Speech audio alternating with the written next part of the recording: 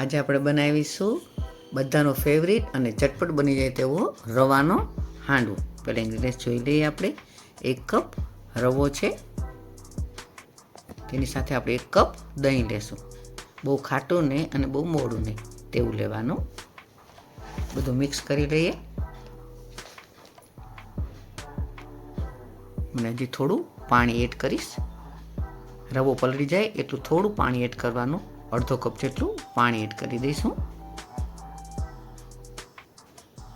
ફરી બધું મિક્સ કરી લઈશું અને હવે એને 10 મિનિટ સુધી આપણે એને રેસ્ટ આપી દઈશું. ત્યાં સુધીમાં હાંડવામાં નાખવાના ઇન્ગ્રીડિયન્ટ્સ જોઈ લઈએ. દૂધી છે, ગાજર છે, કેપ્સિકમ છે, ટામેટા છે, આદુ મરચાં ક્રશ કરેલા કરી લઈશું અને ધાણાને લીમડો વઘાર માટે થઈને. પહેલાં જોઈ લઈએ આપણે. રવો સરસ મજાનો પલળી ગયો છે.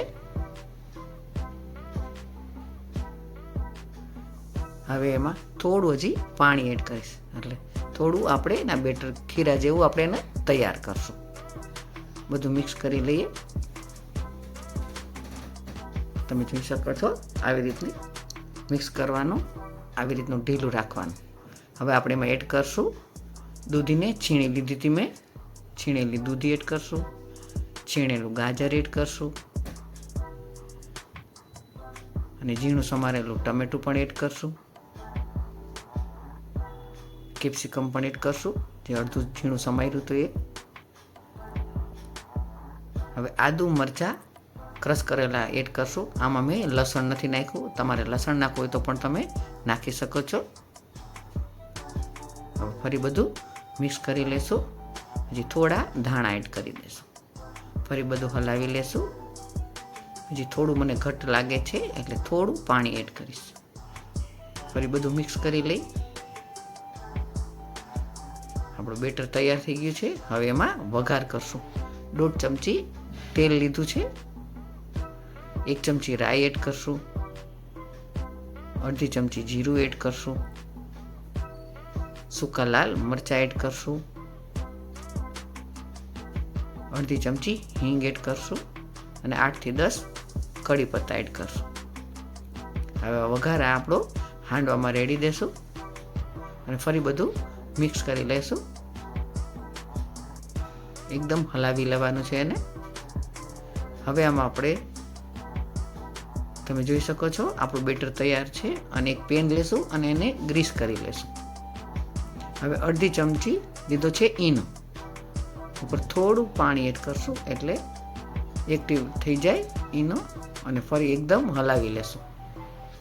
ઈનો નાખ્યા પછી તરત જ આપણે બેટરને પાથરી દેવાનું છે. આપણે પાથરી દીધું છે પેનમાં.